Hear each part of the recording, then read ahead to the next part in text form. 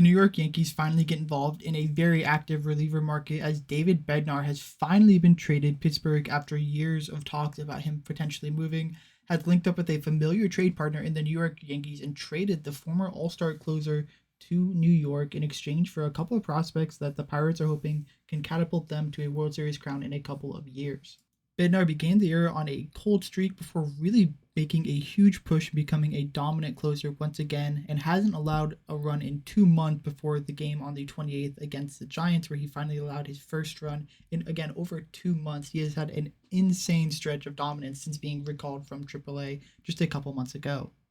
In this video, we'll dive headfirst into this trade, talk about what Bednar means for the Yankees, and as well as the 3 prospects the Yankees gave to the Pirates to get the year and a half left of Bednar's services.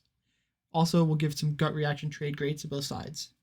If you've been enjoying this trade deadline content, make sure to subscribe to the channel. It's the easiest way for you to stay updated on everything that happens this deadline and support this channel and get other great baseball content also from me and other wonderful channels here on YouTube.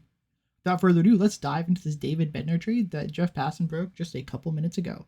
For a while, it seemed like David Bednar would have a similar trajectory to what Mason Miller had, where he broke out and would probably immediately get traded with a ton of time left on his deal before he hit free agency. Ironically, Bednar started his career in San Diego, his first 2 seasons there, before being traded over to Pittsburgh ahead of the 2021 season, and he broke out in a big way, putting up 2.1 WAR in 3 saves in a high leverage role, and finished 8th in Rookie of the Year voting that year. 2022 and 2023 were similarly strong as he earned All-Star appearances and notched 19 and 39 saves, and that 39 saves led all of the National League that season. 2024, though, was a little bit of a different story as he really struggled. He put up a 5.77 ERA, had -1 WAR almost, according to Baseball Reference, and really struggled across 57 and 2/3 innings pitched, striking out 58, by far his lowest career number of 9.1 strikeouts per 9, and his walks per 9 also skyrocketed to 4.4. He really struggled in 24, and that carried over a little bit to 2025 as well, before the Pirates finally demoted him to AAA to work on a couple things. After he got called back up, things changed completely. Bednar has been absolutely dominant since his recall. Since his promotion on May 24th, he's only allowed 1 run in 23 1/3 innings pitched. And again, that was the last game that he pitched in for the Pirates. So that's a 0.39 ERA, 11.2 strikeouts per 9, walking 2 batters per 9, a .077 walks and hits per innings pitched. Dude has been electric the past couple months for the Pirates, and that's exactly who the Yankees are hoping they're going to get. Someone who has fixed the issue that had plagued him for the past couple seasons and is now going to go back to his dominant form as a back-end closer that can pair very well with Devin Williams as a nice 8th, 9th inning punch. This trade deadline has been highlighted by relievers and the number of them traded, and Bednar is definitely one of the best ones to go, and he has been very, very dominant since his return to the major leagues. And the Yankees are hoping pairing him with Devin Williams, Luke Weaver, and their other strong relievers will help them win a World Series this year, the first in, for Yankee standards at least, a very long time. The Pirates are acquiring 2 catchers as part of their 3 prospects getting back from the Yankees, the highest ranked of all the prospects being catcher/first baseman Rafael Flores. A lot of people compare him to Ben Rice as he didn't catch a ton in college and actually ended up going and performing really well in summer ball behind the dish, and was really an interesting player going forward because of that. There are still some questions about his ability to stick behind the plate, but if he is going to follow the same path as Ben Rice, there's definitely the chance that he could be at least a decent defender behind the dish. For signing for only $75,000 after going undrafted in the 2022 MLB draft, the Yankees are very happy with what they've got with Flores, and they've now returned a very strong return on investment by making him the centerpiece of a deal to acquire star closer David Bednar. Flores' calling card is his power. He has 90th percentile exit velocities, and it's really exciting to see him swing the bat. He's hit a ball over 115 miles an hour before. Of course, generally with that, you do end up with a lot of swing and miss in the game, and scouts note that Flores tends to swing at high fastballs a ton and those breaking balls in the dirt, and that's something that will likely lead him to not have a great batting average long term, and something he is going to need to work on just a little bit. Some scouts really like his arm, but he needs to have better pop time. He caught just 13% of all base stealers from 2024 and earlier, so he definitely needs to be better there. Some scouts really do like him at first base because he is a big body. He is very tall. At 6'4", 232, he is a monster at first base and kind of bulky for the catcher position, so long term he likely does end up at first, but that power should definitely translate. After winning Minor League Player of the Year in 2024 for the Yankees organization, Flores has done decently well so far in 2025. He started the year in Double-A Somerset, going for a slash line of 287, 346, 496, which is definitely very solid for a player like Flores. Even though he is offensive minded, you do want to see those kind of big numbers. He stole 6 bags. That's not something I'd expect to see long term. He is not a fast player at all. Expect no more than 1 to 2 in a major league season if you're lucky. In terms of home runs, he hit 15 across those 87 games, so definitely a lot of pop in that bat. He recently got the call up to AAA Scranton Wilkes-Barre, and he's not doing great. A 211, 388, 292 slash line is good for a 677 OPS. He has hit 1 home run, but he has struck out 13 times. Similar strikeout numbers in Double-A as well, 94 strikeouts, only 30 walks.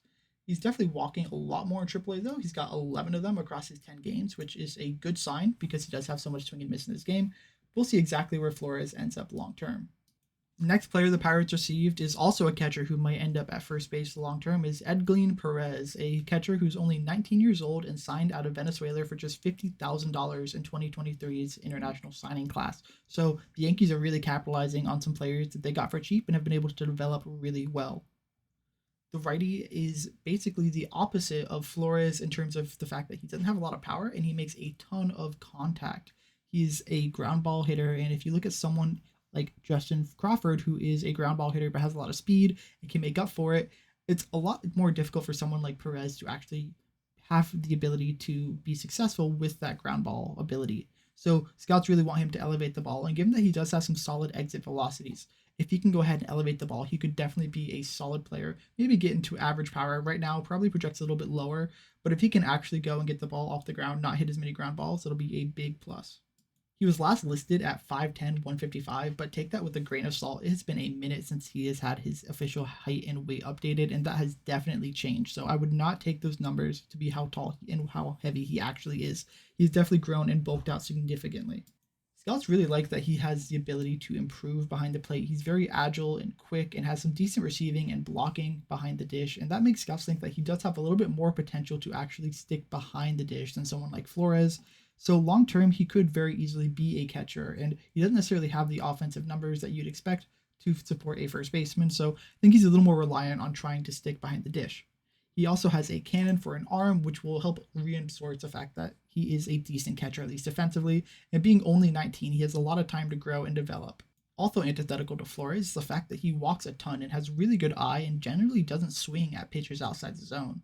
He's made his full season debut, that means single A, this year, and has played 83 games there and has only struck out 74 times to 86 walks in 83 games. So he definitely is walking a ton. That is definitely very beneficial in the lower minors when pitchers tend to have a lot less control.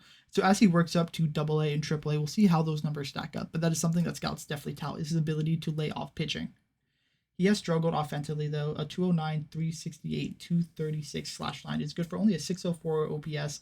It is very rarely good when your on base percentage is the one carrying your on base plus slugging by such a significant amount.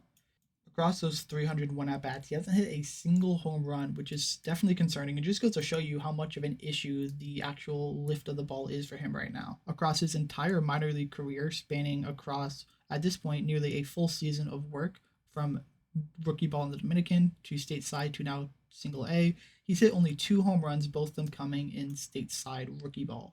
Although it's great that he has hit for 2 home runs in Complex Ball League last year, it is a little bit concerning that he hasn't hit for any because those ground ball rates are so high, and its exit velocity suggests that he could definitely hit more and hit more gap doubles, for instance. Right now, he only has 8 doubles on the season. He's at 8 doubles in rookie ball and in the Dominican League as well. So really just not hitting anything for power. He's not elevating the ball at all, and he really needs to do that in order to unlock his full potential and be a serviceable major league catcher. The final player involved in this deal is Brian Sanchez, who, although if you look at MLB Pipeline, you won't see him ranked, is currently ranked number 24 on Baseball America's list of the Yankees' top 30 prospects. Sanchez is 20 years old, 6'3", 270, and was signed as an international free agent by the Milwaukee Brewers in 2023 before starting the DSL and being dealt to New York in the deal that sent Jake Bauers to the Brewers. A lot of Sanchez's stock has improved because he's done surprisingly well at Single-A Tampa. A lot of people didn't expect him to have a ton of power to be able to hit the ball well for average, but he's impressed so far at age 20, which is young for the league. A 281, 373, 438 slash. He's good for an 811 OPS plus. He's also hit 4 home runs. Not great, but still something very interesting. He never projected to be a big power guy anyways, so definitely encouraging to see that he is still getting a high OPS without hitting a ton of home runs. What's really standing out about Sanchez right now is that he's walking a ton. He's got 36 walks in 63 games, which is definitely a very solid number. And he's also stolen quite a few bases. He's got 24 steals in the year compared to just 4 caught stealings. And in the minor leagues, generally you can steal bases at a much easier rate, especially at the lower levels in the major leagues. But he does grade out as a plus speedster, someone who does have good instincts stealing. So I think that's something that should be taken into consideration, is that he is going to be valuable on the base pass. A lot of people think he's best as like your traditional 1 or 2 hole hitter from back 15, 20 years ago as a base setter, hitting the ball, getting singles, hitting doubles, setting your bigger hitters up to drive you in. So that's definitely a plus to Sanchez's game. Nowadays, that generally tends to be people more down in the lineup, like the 8, 9 hole hitter to get people to turn over, but that doesn't necessarily mean Sanchez is a bad hitter. He doesn't project to be someone who has a lot of hit tool or a lot of power at the next level, but he is someone who has really surprised a lot of people, and people are changing their evaluation on Sanchez very rapidly. So you could see people project him to have a little bit more impact in terms of his offensive production at the major league level based on how he does as he develops. Right now, though, there's still significant enough risk that it's not something that a lot of scouts are ready to make the claim that he's going to be an average or even above average hitter at the major league level, but it is something to keep an eye on.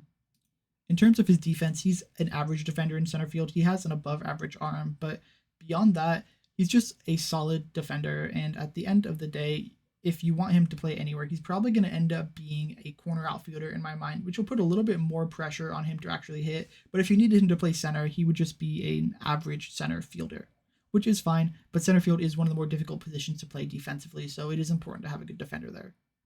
Having him as a lefty as well is always great. Nice platoon splits, so I could definitely see him being a 4th outfield type platoon bat at some point for the Pirates. Now that we've talked about all 4 players dealt in this deal, let's dive in and see who won this trade. For the Yankees, I'm going to give this trade an A. I debated going to an A+. I was close to, but I think part of the reason that I didn't is the Yankees have a lot of pitching depth in their minor league system, and they really do trust themselves to develop their pitching, and I think that's a fair assessment. They've done a really good job of getting the most out of some of their pitchers. They also have acquired these 3 prospects from basically scraps. These are not players who were top of the line international free agent signings like Leo DeVries or top draft picks. These are all players who were kind of afterthoughts, really just lottery tickets, and you're trading it for one of the best closers in all of baseball. I think that's a huge, huge win. I think the systems are a little bit mismatched in the fact that the Pirates also have a lot of pitching depth and also really trust their player development. So did they really want to add another pitcher? Maybe not. So it's not necessarily the fault of the Yankees. But if I was Brian Cashman, I think I would have tried to include one of my pitchers in instead of some of my position players. Although I don't think any of these players really are going to be make or break for the Yankees anytime soon. Now the Pirates. Oh, the Pirates. This is going to get my worst grade of the deadline, a D+. And I even debated going a little bit lower. I think the players they got back in this deal make absolutely no sense. And I also have to penalize them for not being competitive right now and having the opportunity to trade David Bednar even earlier, where they could have gotten an even bigger haul from him years ago. If you look at where they are at the catcher position, it's just really interesting right now. And they have someone who's knocking on the door to potentially catch, and someone who in a couple of years will probably be knocking on the door as well. So let's look at what the Pirates' current catcher situation is.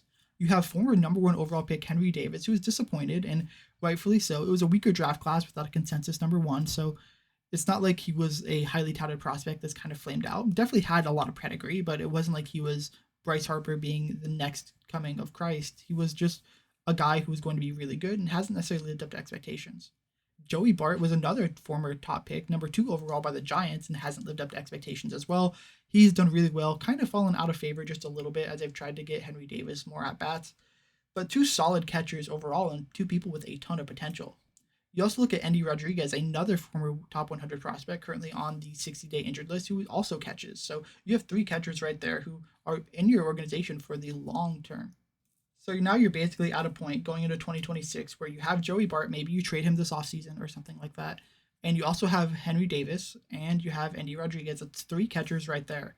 So what do you do with Rafael Flores? Just move him to first base? Sure, I'm happy to have him replace Spencer Horwitz and Jared Triolo, who right now are probably going to platoon a little bit on and off. But Long term, I don't know. I just don't know if that makes a ton of sense for me in terms of where I would see their need being. Catcher was the one place that I thought they really didn't need to have a huge upgrade to. They also have a lot of guys that are probably pretty similarly ranked to the two catchers that they got in their minor league system, and Easton Carmichael, who was just drafted in the 2025 MLB draft, Omar Alfonso, who is 21 right now, and Axel Piaz, who is 19. Piaz is at basically the same spot that Perez is, and Alfonso is someone who is relatively close to the major leagues as well, and he also needs to be protected in the Rule 5 draft coming up. So if a team wanted to take a flyer on him, there's definitely a chance, especially because he's above average defensively. So I could very easily see them losing Omar Alfonso if he's not on the 40-man roster next season. And then when I look at Brian Sanchez, I just don't see anyone who's probably going to be any better than a fourth outfielder. He's definitely improved a lot in terms of where people thought of him before this season, but I don't know if he's someone that I think is really a mover or a shaker in my mind. I think relievers have gone for a ton this deadline, and I just don't think the Pirates A addressed their needs and B got what they really should have for Bednar. And I'm kind of surprised this is the best offer they received, or at least the offer they thought was the best they received. And thank you for getting to the end of this video. I hope you enjoyed all this analysis, and make sure to subscribe to stay updated to all of the trades that are happening this trade deadline. Thank you again for making it to the end of the video. Let me know who you think won the trade in the comments below, and I hope to see you as we break down the very next trade video any minute now.